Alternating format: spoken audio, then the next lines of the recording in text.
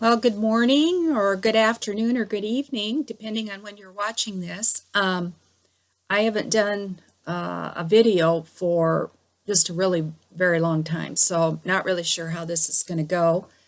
Um, but just thought this would be the easiest way to kind of share this information today. And I was looking the other night, doing a search on Google, and I'm doing the Stars Upon Stars quilt by Edith Sitar, and I'm almost done.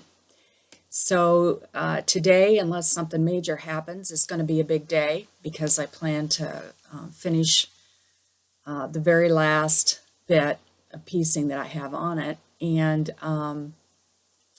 just wanted to share just a little bit of information in case somebody wants to try and do this quilt, or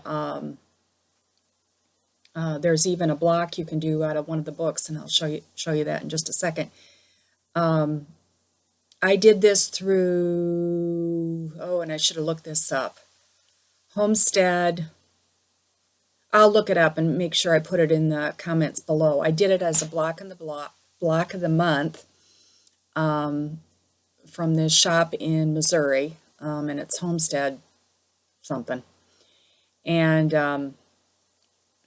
I got my last packet probably a couple weeks ago, and so I'm doing the last two half squares, and then I'll put it onto the mother quilt and it will be done. And I'm not going to lie, this was a butt kicker for a quilt, and I consider myself fairly proficient, and but at the beginning this thing was difficult, and there were tears involved, and I just thought, oh my goodness, what have I gotten myself into, and I just can't get this right. And so I just wanted to share a couple things that I learned doing this, and I cannot give measurements, and hopefully I'm trying to keep the information good, but not so that I get in trouble as far as copyright, because I'm not interested in that. But I do think there's some tips that might be helpful in case you're attempting this. Anyway, here is, and I'll try and hold it so you can see it. Now here, let me take it out of that plastic so it doesn't glare so much. There's the quilt, and I'll turn it so you can, I suppose that's going to be backwards, but Stars Upon Stars. And you can get it at Laundry Basket Quilts. So you can see, I mean, this thing is crazy, crazy pieced. Every block is, I think my husband, I had him figure it up, it's 250 pieces. One block. And it's a 12-inch block. So I'm not going to lie, that's a lot of piecing. And everything is bias. This is not for a beginner. This is not for an intermediate. I would say you need to have a lot of quilts under your belt before you attempt this. And what I would suggest, if this intrigues you, and for some people this just will, it's a challenge, no doubt about it. I have this book of hers, Little Handful of Scraps.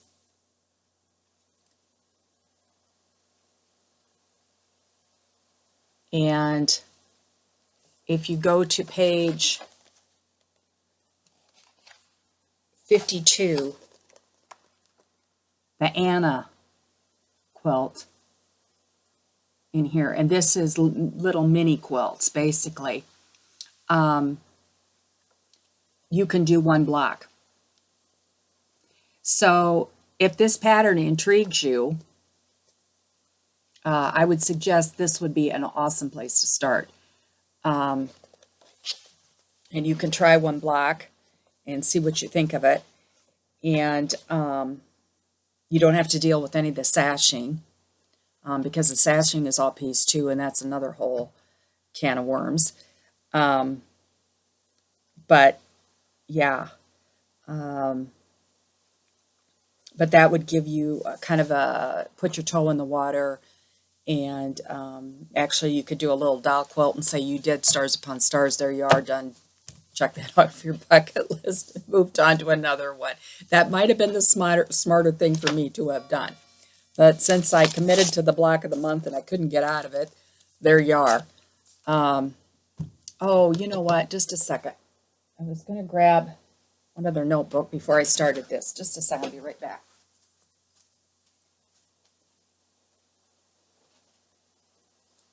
I'm coming.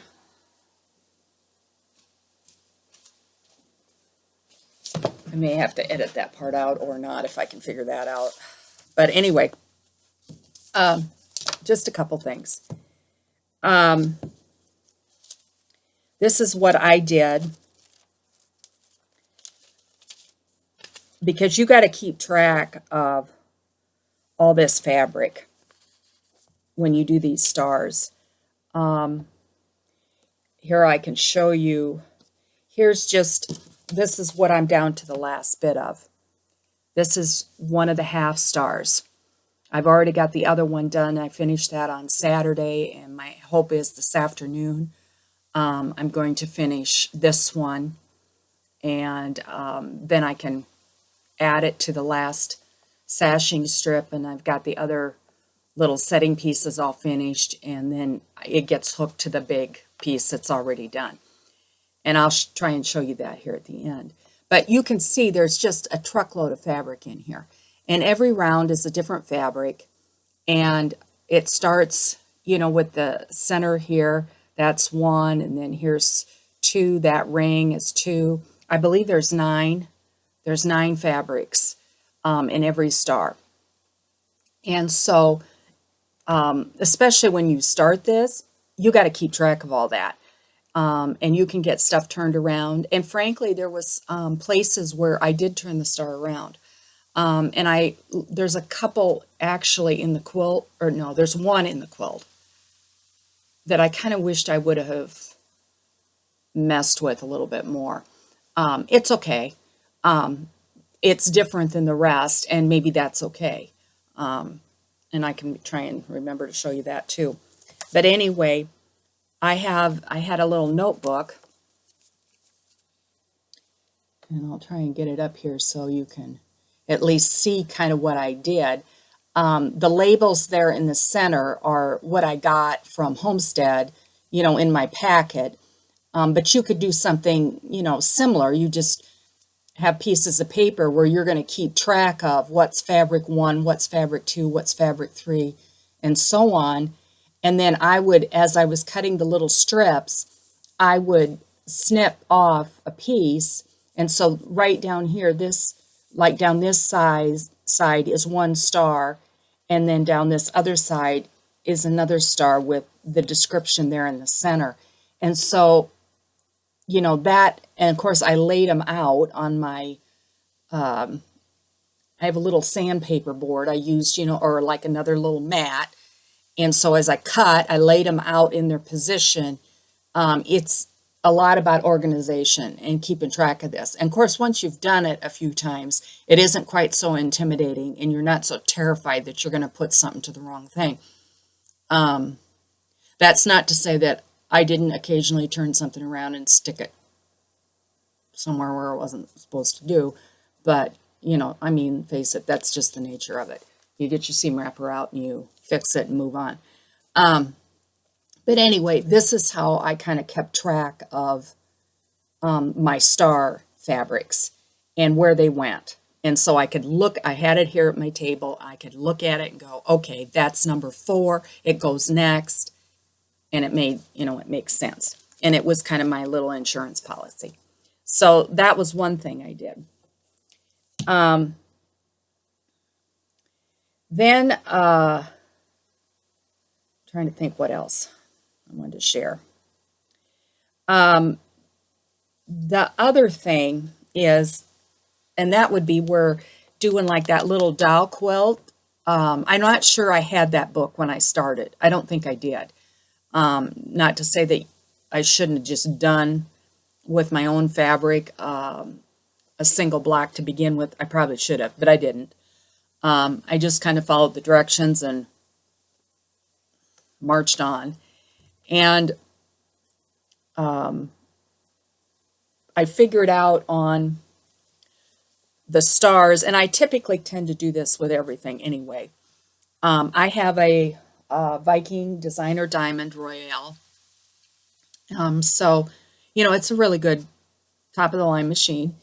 And I have, obviously tons of needle positions. And so it's got a 1/4 of an inch setting. So I went to that and set it there. And then I clicked it one more click to the left. And for the stars, for everything but the sashing, that was a good plan. And that was better as far as everything fitting together. I did all this piecing on by machine. I did not do any handwork on this. This is all done by machine. And so we're talking set in seams in the crazy numbers. There's very little. The only thing that you do that's kind of somewhat strippy thing is when you make your strip sets for the star, and then when you make the strip sets for the sashing. Here's the sashing. This is the only one I don't have hooked to the mother quilt. And actually I got so I could whip one of these out in less than an hour. So I liked it when I had sashing to do, because I really felt like, oh man, I'm going to get this sucker done and it's going to fit and it's awesome. But I will say at the beginning, I will go here to that. This was a challenge, and hopefully I can share information. Like I say, I'm not interested in getting into issues with copyright, and I know I don't want to give sizes because that's her pattern. But I will tell you, I took this into EQ and drew it in EQ, and there is no way you can cut it at the dimensions that are listed in the pattern and get a sashing strip that finishes to the size you need. It's not going to happen. So I cut these squares bigger, and it was funny number bigger. And I did that off of the EQ pattern that I generated. So I'm just telling you that. That will save you a lot of tears and a lot of headache. Once I did that, and then I messed with the needle position on this one too. And I think sometimes I did 2 clicks over to the left, and sometimes I did 1 click. The other thing is, see, you've got bias everywhere. Bias, you cut this off. You have these squares, they actually are coming out, they're little points. So you've got squares out there, but you straighten this off because that's how you get it into the quilt. And so, of course, it becomes biased. And, that can be a problem, but it also can be your friend. So I just learned to, sometimes you put the baggy bottom. If you've got something that's got, it's just a tad bit more, you just got a tad bit more stuff going on, you want to put that on the bottom. And I paid attention to that when I was sewing it to the bigger hunks. But once I did, I cut these squares like I said, slightly larger than what she tells you, those strips, and put it together. I had zero problem getting to the correct size. And so that was a happy day when I got that figured out. So that was another whole kettle of fish. Now, the little stars, and you make a ton of these too, because for every big star you do, well, then there's little stars, and then there's sashing stars. This is actually one of the sashing stars. And so you've got to pay attention to that in the pattern big time, because everything is a star and none of these stars are big.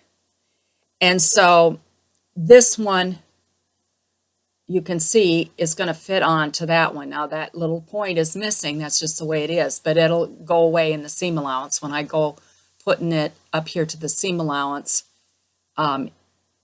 it'll be fine. You know, it'll be fine. That just shows you how close these are, because I've got a 1/4 of an inch there, and I kind of lose a corner there, but it'll be fine. So this is a sashing star, and this is not very big. Let's see, what do we got here? 3.5, unfinished, 3.5. So every sashing has these in between it. And of course, all set in seams. There again, needle position, 1 click over to the left. That's why I would, you know, it probably would behoove you to make a trial block, and you need to get this stuff so everything fits and everything lays flat. And then, like I said, I did all of this by machine, and all this stuff is set in seams. And another thing I didn't do, now normally, and you can do what you want, I think maybe the very first few ones I marked where that, let me get it up here so you can, I marked where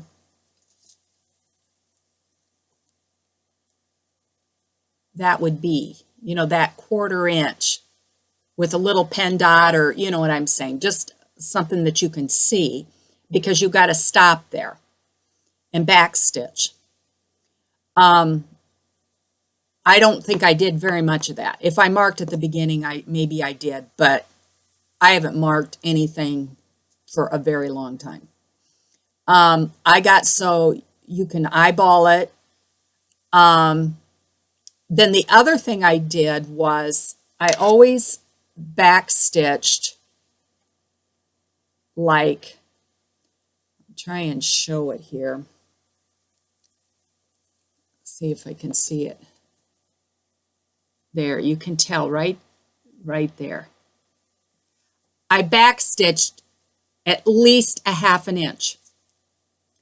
And, you know, my machine is electronic. And you know how sometimes they are, when you hit that back stitch button, it goes ahead to the, goes forward 1 more stitch, maybe more than you wanted it to do that. And sometimes you just, you don't have control over that. It just goes forward and then it backs up. So I figured out, okay, I'm just going to back stitch a good 1/2 inch. And that way there's a lot of stitching there.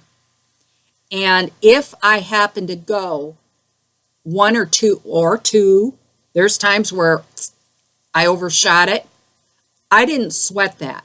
I had my seam ripper right here, and I ripped out, I just, you know, clipped that thread that was past that intersection, because you cannot go into that intersection. You have to have this free. And there you can kind of see that. You've got to have that free. And that's what a set-in seam is. And I didn't worry about that coming out because I backstitched a 1/2 inch. It's not going anywhere. And I did that on every single one of those, because you come up there and you're not always good at that. And sometimes you overshoot it. Now, obviously, you don't want to be way short either. And if you look on the back here, most of mine, you can see they're just right there. And that's what you need to have. Now, I see right here, looks to me like I'm like 1 stitch short on this leg. Well, so I still back stitched a 1/2 inch. That's not going to go anywhere. And when I press it, it looks fine. And these pieces are so small, I pinned nothing.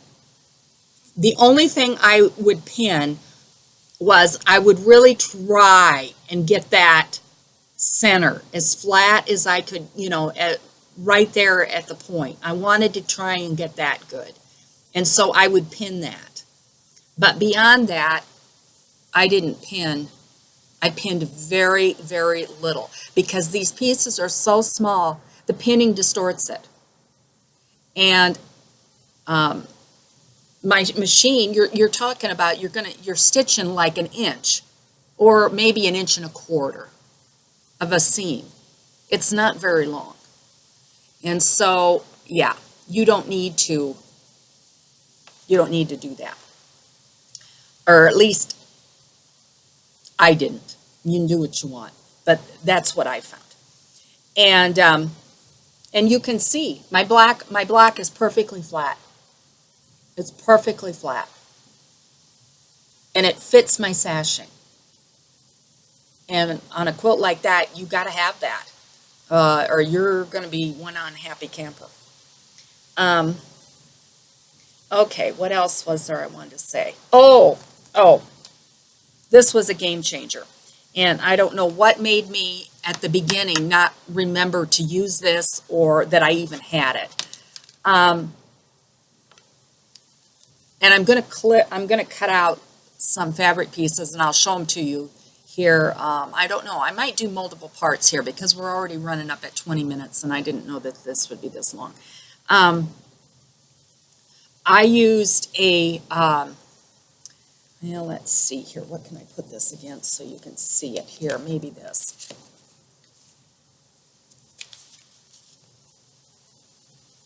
Yeah, and this actually has a reverse. I've got it showing on the back side.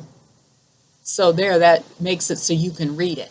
Now, I don't know that you can get this ruler anymore. This is a Judy Martin triangle trimmer. But Fons and Porter has one too. And so you can get it from them. The first few stars I did, I couldn't tell you how many I ripped out. I couldn't get stuff lined up. On the diamonds, it was a nightmare. It was an absolute nightmare. And I'm just like, I kind of bought this as a birthday present for myself. And I mean, I'm like in tears because I've spent, I'm going to spend money every month to get this fabric to do this quilt. And I'm going to have a really expensive scrap basket is what I'm going to have if I don't get this figured out. And I don't know what made me finally, in desperation, I happened to remember about this trimmer that I had. And we're talking game changer. So I took apart, like one of these stars. I mean, I used it on everything. I used it on these. I used it on all the diamonds for the big stars. And instantly, because I had messed even with, my needle position. I'll go back to that again. I had messed with the needle position too. Instantly, my stuff fit together perfectly, pretty much, and it just fit. Everything just fit. And let me tell you, that was a happy day when I figured that out. So I would absolutely, and there's nothing said about that in the pattern. Sorry, I can't talk. About trimming those ends off. And I'll tell you that you've got a lot of bulk there in those diamonds. And here, I'll show you. This is just, this is one half. Well, here, you can see the back of the half one. You get the gist of what this is. Those strips for the diamonds are one, I don't dare say. Yeah, can't say. But they're small. So we're talking the back of this is solid seam allowances. And I'll tell you, the quilt top that I've got hanging on my design wall, it is heavy because it's all seams. It's very, very heavy. It's all seams. And so by taking those points off, you're you're helping yourself big time for not only weight, but that fabric's got to go somewhere, so you don't need it. You just eliminate it, and that's good. So that was a huge game changer. The day I remembered I had that little tool. And like I said, Fons and Porter has one. I'm pretty sure that's still available. This Judy Martin one I don't think is. Not to say that you couldn't find one on eBay. I've had that one just for a very, very long time. But something that you can use to get rid of those ends. I think I'm going to go ahead and end this video, and then I'll end up doing another part because this is already getting plenty long. And so hopefully that gives you a little background on if you want to try one of these Stars Upon Stars quilt. And I will eventually here show you mine.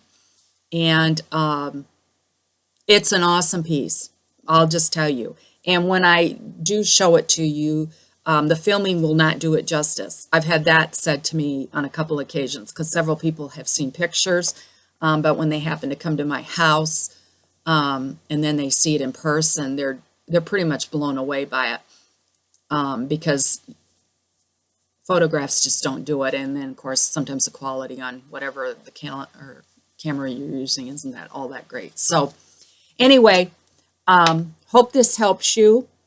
And I will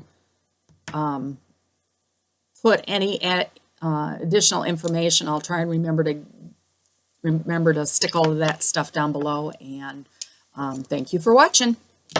Bye.